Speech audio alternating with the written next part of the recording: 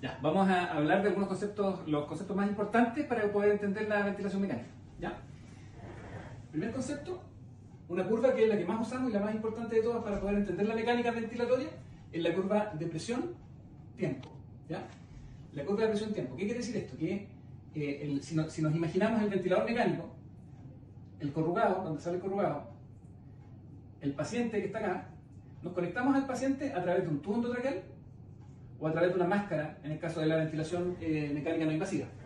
Cuando hacemos eso, hacemos un circuito cerrado entre el ventilador mecánico, el corrugado y vamos a poner el ejemplo de la intubación endotraqueal, donde el principio del circuito está en el ventilador y el final del circuito está en el alveolo del pulmón. ¿Ya? Entonces, el ventilador tiene un manómetro en esta zona, digamos, del ventilador, y lo que hace este manómetro es medir la presión que hay en el circuito. ¿Ya? Y uno considera, por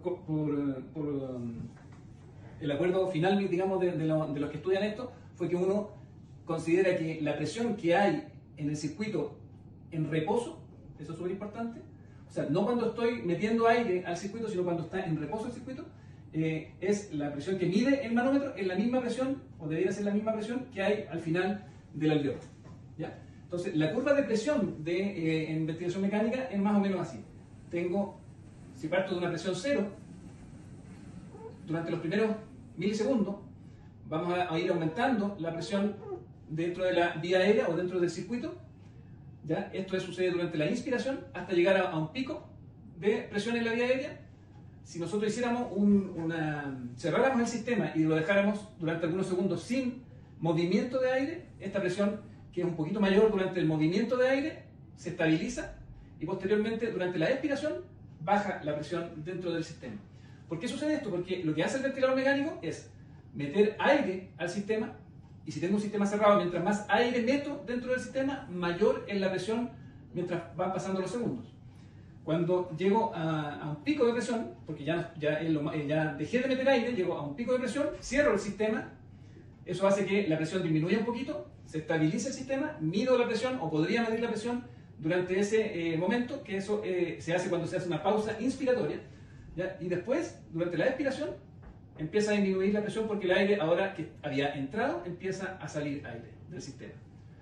¿Ya? Esta es la curva más importante, todas las curvas son importantes, pero esta es la curva más importante que nos va a ayudar a comprender por qué el paciente cómo es la mecánica ventilatoria en este tipo de pacientes. Otra cosa importante que hay que pensar cuando estamos hablando de ventilación mecánica es en el flujo de aire. El flujo que nosotros metemos en el sistema cerrado que estamos hablando es muy dependiente del delta de presión. ¿Ya? ¿Qué quiere decir esto?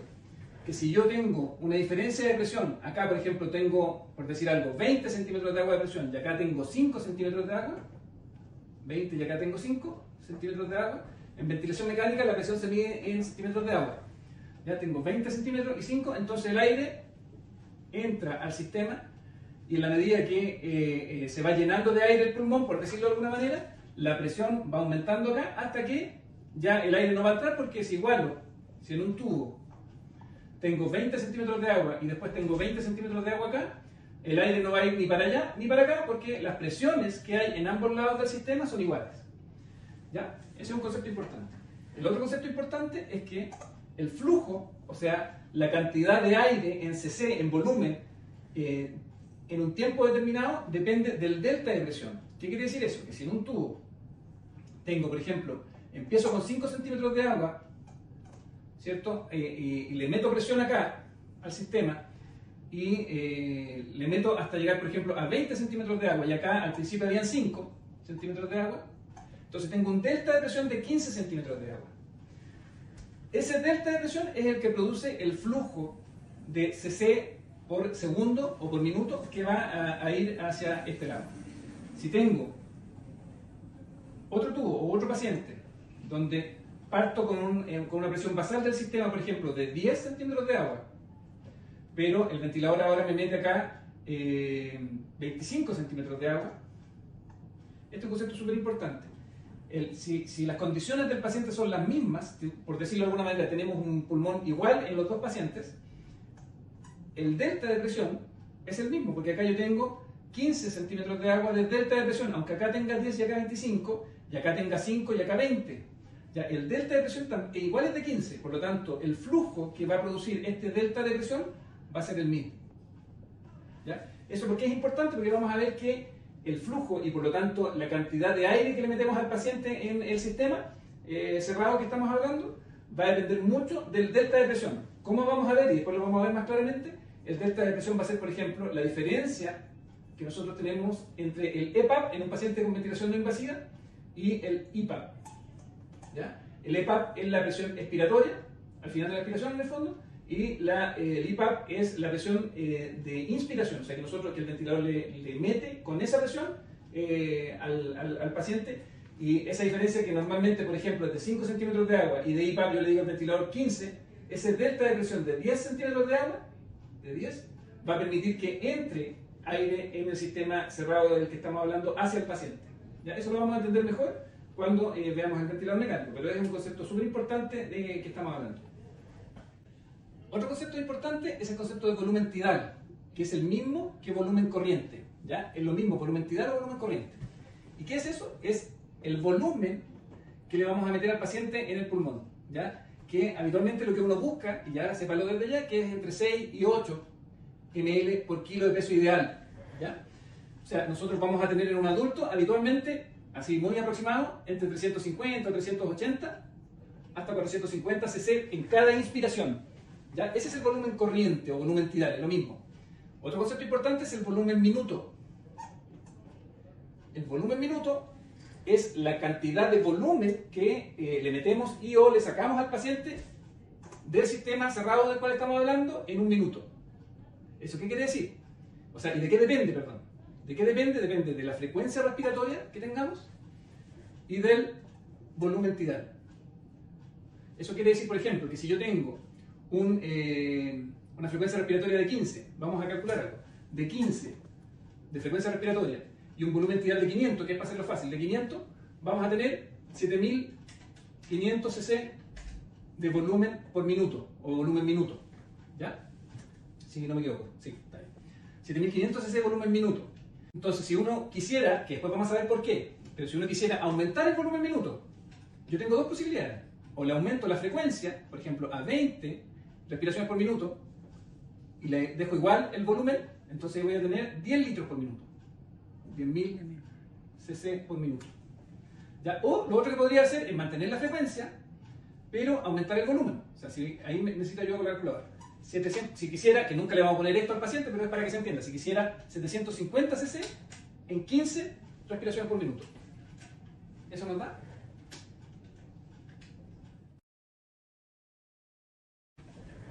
Pero también podemos cambiar el volumen minuto cambiando el volumen que le vamos a meter al paciente. Nosotros no le vamos a meter 750, no vamos a tratar de meterle, pero es para que se entienda el concepto.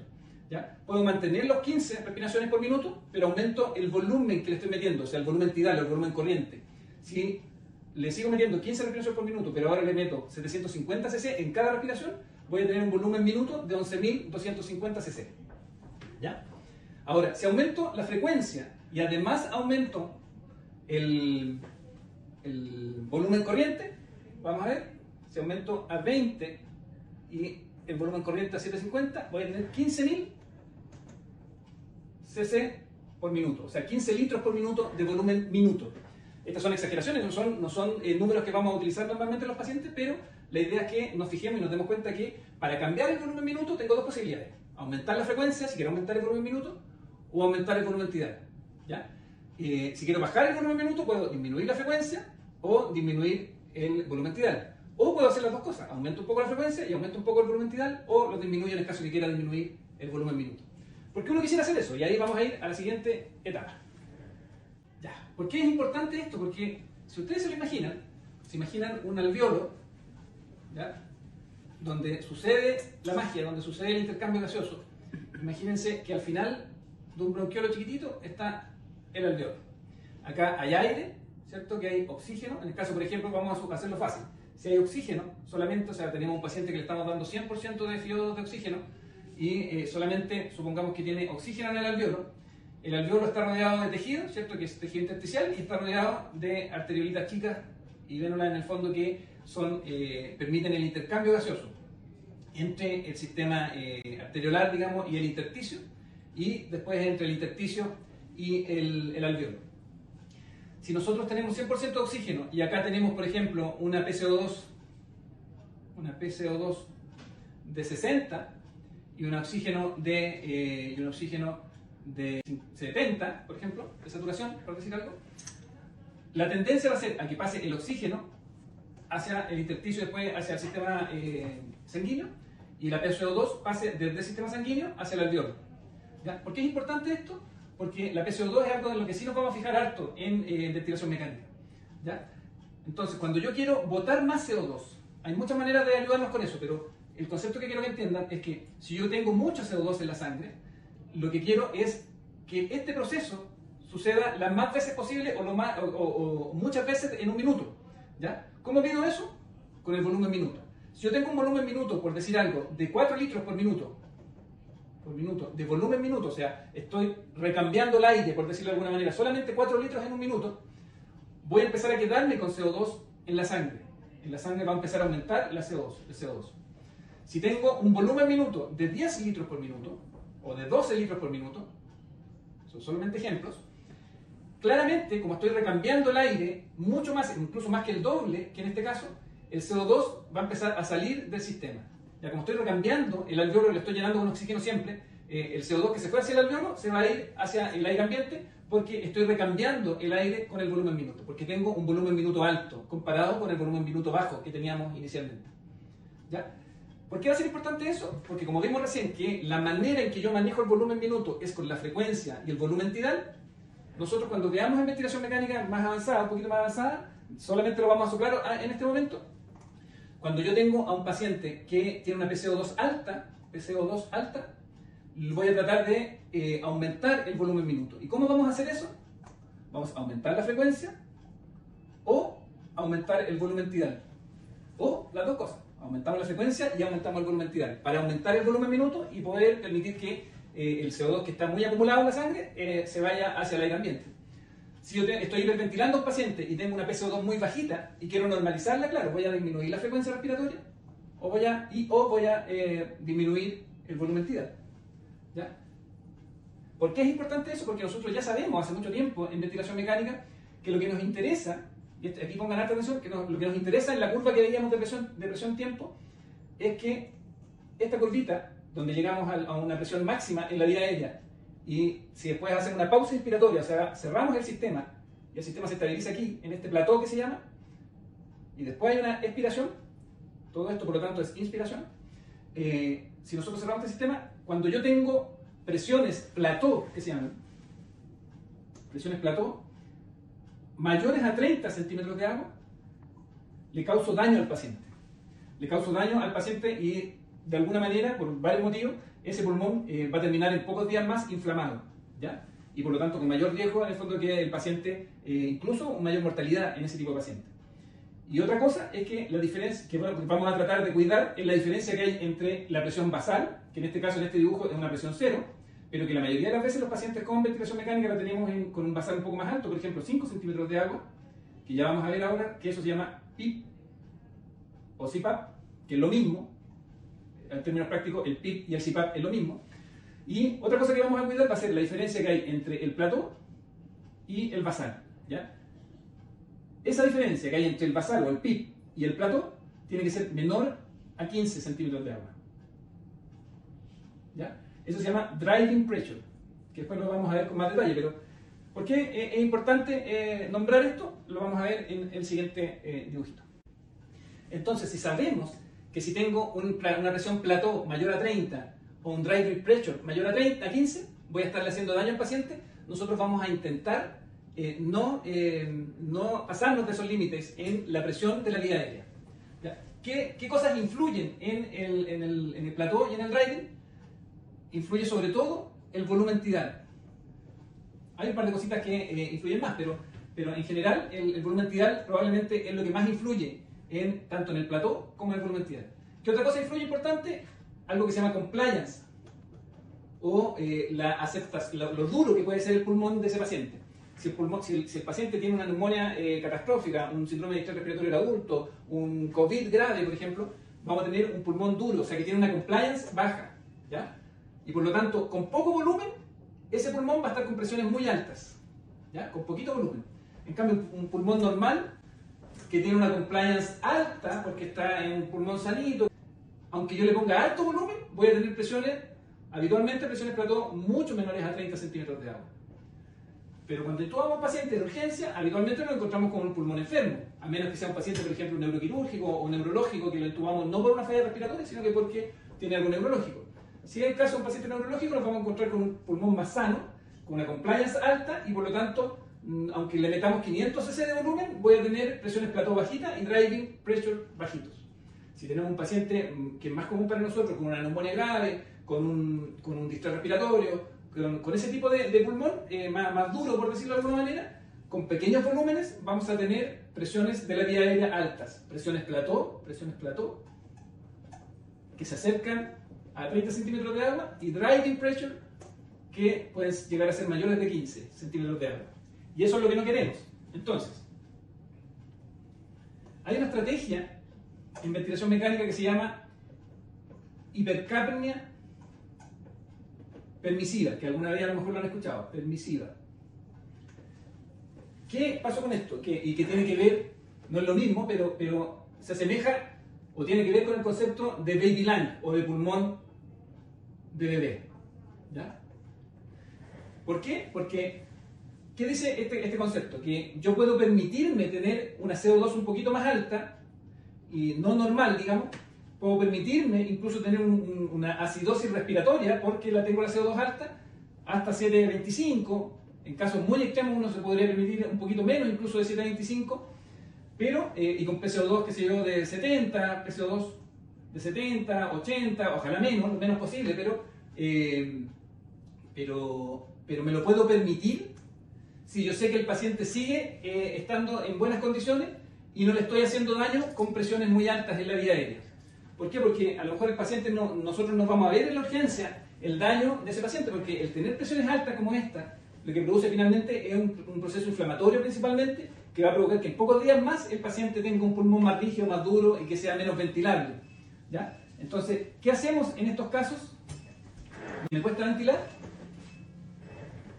Le hacemos que el paciente reciba volúmenes tidal o volúmenes corrientes bajitos. ¿Cuán bajitos? Empezamos con 6 ml por kilo. O sea, en un adulto, por kilo ideal. En un adulto, aproximadamente entre 300, 350 cc de volumen tidal. Puede ser un poquito más, dependiendo de lo que pese la persona. ¿Ya? Si yo veo que con 300 a 350 cc el paciente tiene presiones plató, por ejemplo, una presión plató, un plató de 35, o tengo un driving pressure de 18, porque tiene el pulmón demasiado duro, y a pesar de que yo le esté dando volúmenes pequeños, estoy haciéndole daño a ese pulmón, lo que yo voy a querer es bajar el volumen tidal. Y a lo mejor voy a quedarme con volúmenes entre 280 a 320. Y con eso alcanzo presiones de 29 o de 30, y presiones plató, y driving de entre 13 a 15, ya que va a ser mi objetivo, por ejemplo. Pero, como dijimos al principio, si yo tengo un volumen corriente muy pequeño, como el que estamos hablando, y mantengo mi frecuencia en 15, por ejemplo, si sacamos la cuenta, y aquí le vamos a poner 300 para que sea fácil la cuenta.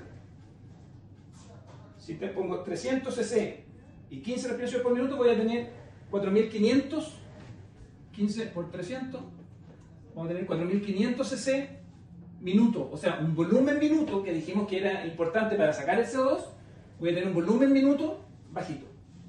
Y por lo tanto, ese paciente vamos a tener una PCO2 en alza. ¿Ya? Entonces, si me lo permite, la mecánica ventilatoria, por ejemplo, en un paciente que no está tan obstruido, yo quisiera aumentar el volumen minuto porque ya tengo la PCO2 en 100 y estoy exagerando a lo mejor, pero si tengo la PCO2 en 100 y tengo un pH por acidosis respiratoria en 720 o 715, yo no quiero tampoco que el paciente esté tan acidótico. Por lo tanto, voy a aumentar el volumen minuto, pero como yo sé que si le aumento el volumen tidal voy a sobrepasar lo que yo quiero de volumen de plató y de driving pressure, lo que voy a necesitar es aumentar la frecuencia. Entonces me mantengo, estoy aquí, me mantengo con 300 cc de volumen tidal, pero lo llevo a lo mejor a 20 respiraciones por minuto. Y 20 respiraciones por minuto por 300 son 6000 cc o 6 litros por minuto de volumen minuto. Y con eso a lo mejor todavía va a ser muy poco y por lo tanto voy a estar teniendo una PCO2 un poquito alta, pero ya voy a lograr no tener una acidosis tan importante y voy a tener por lo tanto una PCO2 que antes estaba en 100, a lo mejor la voy a mantener en 70. Entonces, el concepto de hipercapnia permisiva es ese: yo permito, para proteger el pulmón y mantener presiones bajas, porque sé que si le subo mucho la presión a ese pulmón voy a estar dañando ese pulmón, yo permito PCO2 más altas que lo normal y acidosis, a lo mejor de 7.25, de 7.3, de 7.2, si es que la cosa es muy extrema, pero de eso no se va a morir el paciente, pero estoy protegiendo el pulmón. Y en 3 días más, cuando el paciente ya empiece a desinflamarse de la neumonía, yo no le voy a haber producido daño al paciente con mi ventilación mecánica. Eso se llama hipercapnia permisiva, donde yo permito tener presiones de CO2, PCO2 un poquito altas, con un poquito de acidosis, pero sin provocarle, con el objetivo de no provocarle daño al paciente.